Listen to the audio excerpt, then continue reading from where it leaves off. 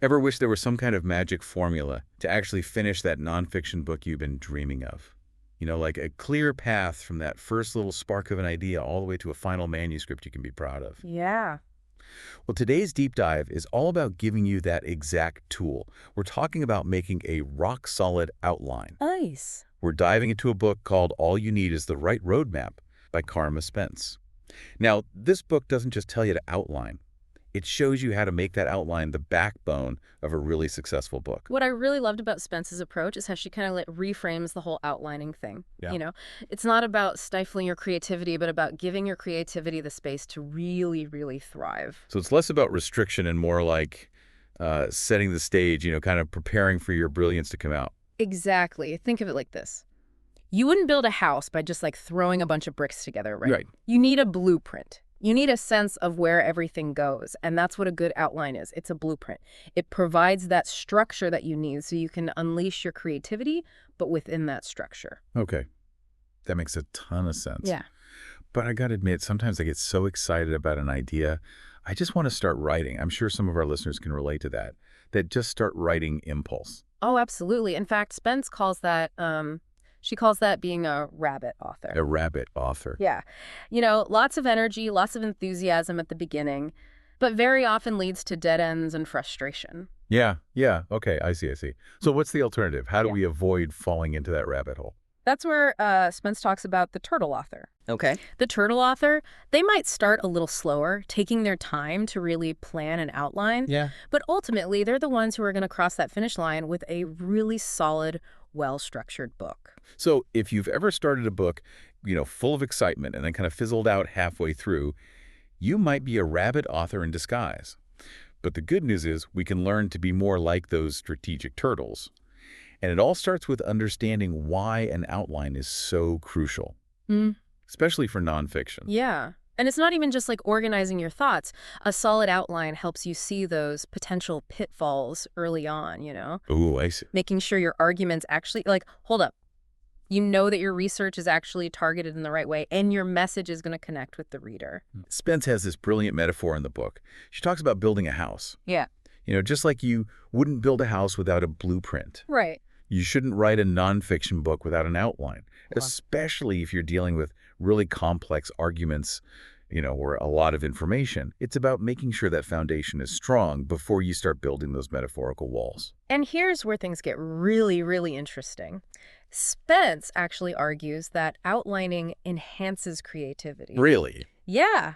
It might seem kind of counterintuitive. It does, yeah. But having that structure can actually give you more freedom to explore within a defined space. Think about jazz musicians. Okay. They're incredibly creative. Absolutely. But they're also relying on this really deep understanding of, musical structure and harmony. So it's like that framework actually unlocks a different level of creativity. Totally. Instead of getting lost in all the possibilities, you've got these signposts to guide you. Yeah. So it's less about limiting your options and more about focusing your energy, right? Exactly. Now, to build that framework, to build that outline, Spence says we need to start with a really fundamental question. What is your book's why? And no, it's not just about what you as the author are passionate about. Right. It's about tapping into what the reader needs and desires. Yeah. Figuring out what they're hungry for. Exactly. Spence actually wants us to ask ourselves two really, really crucial questions. I'm ready. All right. Number one, what will the reader expect to find in my book? Okay. And number two, what are readers looking for but not finding? Ooh, that's good. Right. And these questions, they kind of help us think beyond our own perspective and really get into the mind of our audience. Okay, so let's say you're writing a book about, I don't know, let's get specific. Let's say you're writing a book about time management for busy entrepreneurs. Okay. Oh. What would be some things that maybe readers are looking for but not finding in all the other books on that topic? That's a great example. So maybe they want more than just the standard productivity hacks. Right. It's got to be more than that. Exactly. Maybe they're really, really looking for strategies that are specifically tailored to their industry, or actionable ways to actually manage their energy alongside their time. Oh, that's good. So really think about the pain points that your ideal reader is experiencing. What are those questions that they are just desperate to have answered? It's like we're doing market research but for our book, right? Yes. We're really trying to find those unfulfilled needs, those gaps that our book can perfectly fill. Exactly. Spence even suggests, like, going on Amazon Okay. and looking at the book reviews in your niche. Oh, that's interesting. See what people are saying they're craving more of. Those insights can be, like, pure gold. Okay, so we know the why.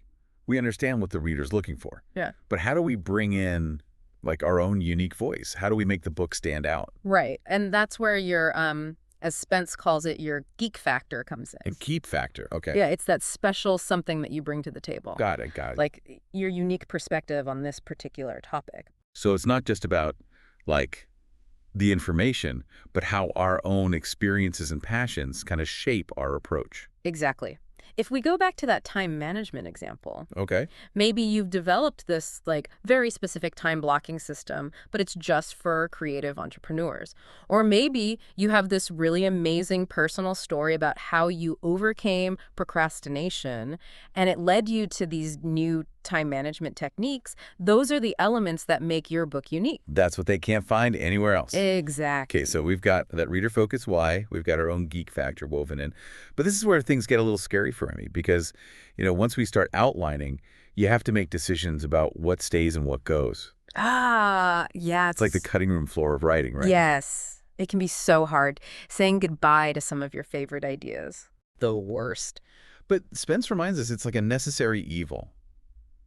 If we want to create a really, really great book. We want a focused, powerful message, not just like a brain dump of everything. Right, exactly. So how do we make those decisions? Like, how do we decide what makes the cut?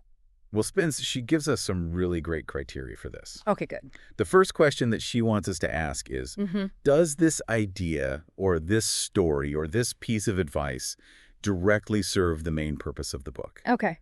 Is it absolutely essential, or is it just a nice to have? So we're looking for those non-negotiable. Yes, exactly. And if you're really, kind of on the fence about something, she says, ask yourself, like, what kind of impact is this going to have on the reader? Is it going to give them an aha moment?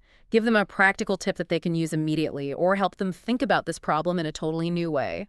So again, it's got to be quality over quantity. Yes. Information that's not just valuable, but it's memorable, it's actionable. Yes, precisely.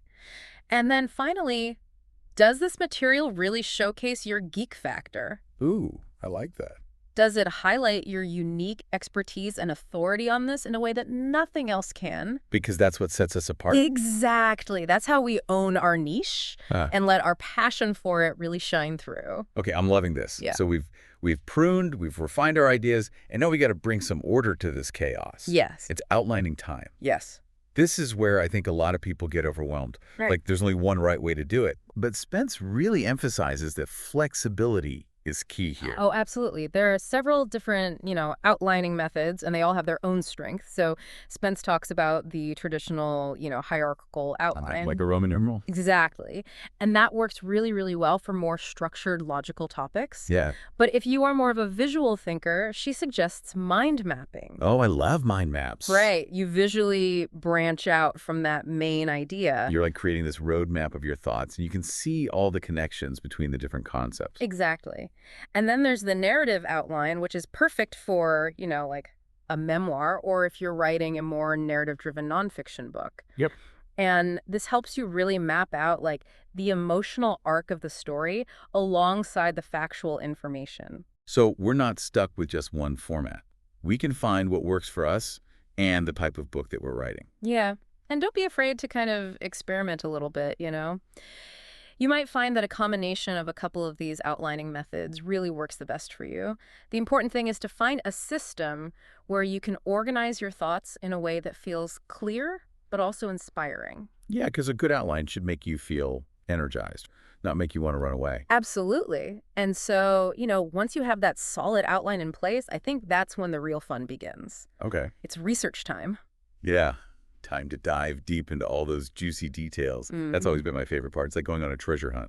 Oh, I totally agree. And Spence, she really encourages us to think beyond just those typical, like, Google Mm. searches. Think about interviewing some experts in your field. Maybe dive into some academic journals or even just exploring like your own firsthand experiences that really connect to the topic that you're writing about. Because those are the gems that really make a book stand out, those unique perspectives and insights. Exactly. Imagine you're reading a book and the author, they share this little anecdote from a leading researcher in the field, or they include a personal story that just really brings one of their key points to life. Like those are the elements that people crave. Totally. And Spence actually reminds us that research is not just like a one and done thing. Right. It's an ongoing process. Throughout the whole writing journey, you could stumble upon a new study or an amazing interview that just totally complements a chapter you're working on. Absolutely. You got to be open to those happy accidents and let that research kind of organically shape and refine the book along the way. Yeah. But when you have all this information swirling around, Oh, yeah. it's really important to stay Oh, organized. I've totally been there. You find this amazing quote like weeks later and you're like, where on earth did I get this from? The worst. And that's why it's so, so important to have some kind of system for managing your research, Right. whether it's digital notes or, index cards or voice memos, like whatever works for you. Yeah, find that system and stick to it. Yes, Yeah. exactly. So it's like you're creating this library of all these amazing insights and inspiration that you can pull from. I love that, like a treasure chest of knowledge. Exactly. Okay, so you've got your outline, your research is in good shape. Now it's time to face that blank page and write. Yes. This is the moment we've all been waiting for. Yeah. But I will say it can also feel pretty daunting, even after all that prep work. Mhm. Does Spence have any words of encouragement to kind of like get us started? Oh, absolutely. The last part of the book, Spence shifts into this really encouraging, like cheerleader mode. I love it. And she basically reminds us, like, hey, you've done the work, you've laid the foundation, you've got the outline, you've got your research. Now it's about bringing all those pieces together. It's like we've gathered all the ingredients. Now we get to make something amazing. Yes, exactly. And so, to help us stay on track, Spence offers a couple of really practical tips.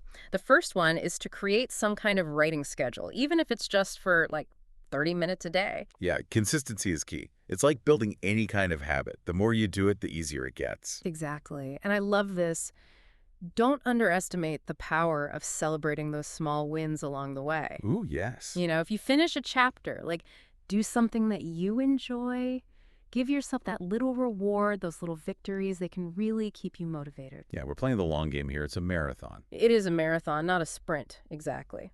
And then finally, Spence talks about the importance of creating like a writing sanctuary. Oh, I love that. So it's like a dedicated space where you feel really focused and inspired and ready to write. Yes, setting the stage for that creative flow.